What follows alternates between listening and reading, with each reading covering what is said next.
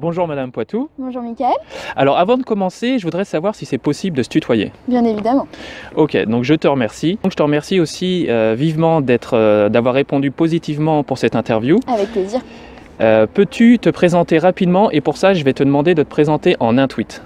Alors donc je m'appelle Manon Poitou, j'ai 22 ans, je suis originaire de la région parisienne et ça fait 1 an et demi que je suis descendue dans le Midi pour travailler dans un centre de thalassothérapie. Peux-tu nous dire pourquoi le Midi et pourquoi pas la côte atlantique par exemple? Pour des raisons familiales dans un premier temps et puis pour la chaleur, le soleil. Peux-tu présenter ton parcours professionnel? Alors mon parcours professionnel, j'ai fait un cursus général, j'ai fait un baccalauréat économique et social. Et ensuite, je suis partie donc, dans le secteur de l'esthétique avec un CAP en 1 an, donc une prépa BTS CAP 1 an. Et ensuite, j'ai pas souhaité poursuivre le BTS, j'ai souhaité me spécialiser dans le massage, donc j'ai fait un CQP spa praticien.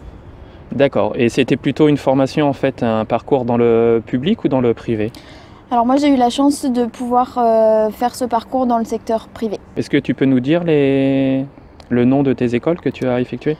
J'ai effectué mon apprentissage esthétique cosmétique dans l'école Catherine Certain à Paris. Ok, alors il existe beaucoup d'écoles privées en fait dans le domaine du bien-être, dans le domaine de l'esthétique. Peux-tu nous parler un petit peu plus de cette école?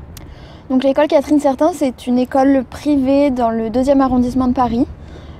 C'est une petite école avec du coup l'avantage d'avoir une proximité avec les professeurs et d'avoir un encadrement et une préparation au métier vraiment de qualité. Donc actuellement tu es une petite main, mais tu nous as pas dit en fait ce que tu faisais comme activité. Alors actuellement je suis réceptionniste pour le spa du centre de thalassothérapie. D'accord.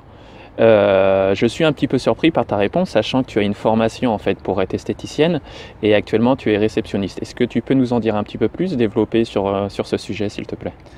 Alors après avoir fait presque 3 ans d'esthétique pure, donc avec le CAP que j'ai obtenu, j'ai saisi la chance et l'opportunité qui s'offrait à moi de découvrir un autre secteur de l'esthétique, la réception, et donc du coup j'ai postulé pour le poste. Mais c'est pas du tout en fait la même chose, le fait, bon, il y a toujours un contact avec le client. Est-ce que c'est quelque chose qui t'avait un petit peu trotté dans l'esprit avant de faire tes études ou c'est quelque chose que tu as vu un petit peu sur le tard? Et surtout, pourquoi avoir, on va dire entre guillemets, délaissé ta première voie, ce que tu as voulu faire au début? Alors je suis en permanence en constante, j'ai toujours l'envie d'évoluer, de voir plein de choses différentes. On a la chance d'être dans un secteur où on a plusieurs possibilités d'évolution, de pouvoir toucher à plein de choses, d'avoir des contacts, donc comme tu disais, différents par rapport à la clientèle. Et donc pour moi c'était important de voir autre chose et tout en restant dans le milieu de l'esthétique, mais de tester d'autres postes. D'accord, donc si je reste un petit peu dans ton idée de voir pourquoi pas plusieurs métiers dans le domaine de l'esthétique ou du bien-être, est-ce que le fait d'être réceptionniste actuellement, ça pourrait aussi t'amener à évoluer et puis à pourquoi pas effectuer d'autres activités, d'autres métiers dans ce domaine? Tout à fait, je réfléchis constamment et je me renseigne en permanence sur tous les métiers de l'esthétique sur lesquels je peux avoir accès, et effectivement je pense que ça peut me donner des envies de voir d'autres secteurs. Peux-tu nous décrire une de tes journées types? Alors une journée type en tant que réceptionniste, donc il faut arriver le matin fraîche et pimpante, puisque en fait nous allons accueillir donc tout au long de la journée les différents clients.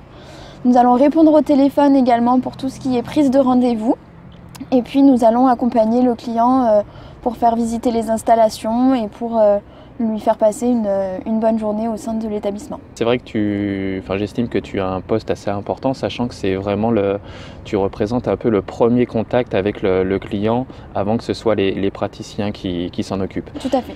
Alors, peux-tu me donner le plus gros avantage de ton métier? Le plus gros avantage pour moi, être réceptionniste, c'est le fait d'être en contact direct avec la clientèle. Il existe des avantages, mais il existe sûrement des inconvénients, des contraintes. Peux-tu nous donner la plus grosse contrainte? La plus grosse contrainte, c'est d'essayer de garder le sourire en permanence, parce que des fois on est confronté à des situations qui ne sont pas toujours évidentes à gérer. Mais voilà, il faut rester calme détendu et zen. Et du coup, c'est pas toujours évident. Et du coup, voilà. Peux-tu me citer la qualité première pour être une bonne réceptionniste? Alors, je citerai pas une qualité, mais 2 qualités, l'écoute et la patience. Est-ce qu'on peut savoir où est-ce que tu te vois dans 10 ans? Alors, comme je l'ai dit précédemment, je cherche à évoluer en permanence, donc donner une position exacte, je ne sais pas, mais j'espère dans un autre secteur que réceptionniste. Peux-tu nous raconter une anecdote rigolote qui t'est arrivée ces derniers jours, ces derniers mois? Alors, je ne dirais pas dernier jour, dernier mois, puisque les meilleures anecdotes sont forcément quand on est en pratique, avec des clients qui ne savent pas forcément qu'est-ce qu'un sous-vêtement jetable et qui le positionnent sur leur tête. Gros moment de solitude quand on veut après les accueillir. Ouais, sur la tête, c'est original. C'est n'importe quoi. Donc c'est la fin de la première partie de l'interview. Maintenant, on connaît beaucoup mieux Madame Poitou. Mais faisons plus ample connaissance avec Manon. Je vais te poser donc des questions pêle-mêle. Je vais te demander d'y répondre spontanément, sans trop réfléchir. Oula, c'est dur pour moi. On commence fort. La dernière fois que tu as pleuré, Manon? Il y a 15 jours. Ne pleure pas.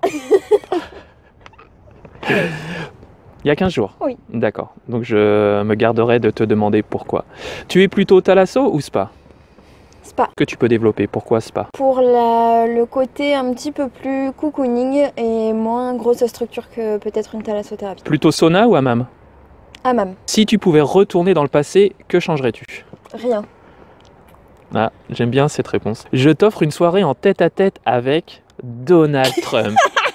Tu fais quoi? Je pense que je l'invite à manger au McDo. Je t'offre une soirée en tête-à-tête avec Johnny Depp. Tu fais quoi? Je propose de venir dormir à la maison. D'accord. Sans manger, j'imagine. Oui. Je t'offre une soirée en tête-à-tête avec qui tu veux. Tu choisis qui? Je choisis Neymar. Si tu pouvais te payer un luxe régulièrement, lequel serait-ce? Des Loups-Boutins. On trouve quoi sur ta table de nuit?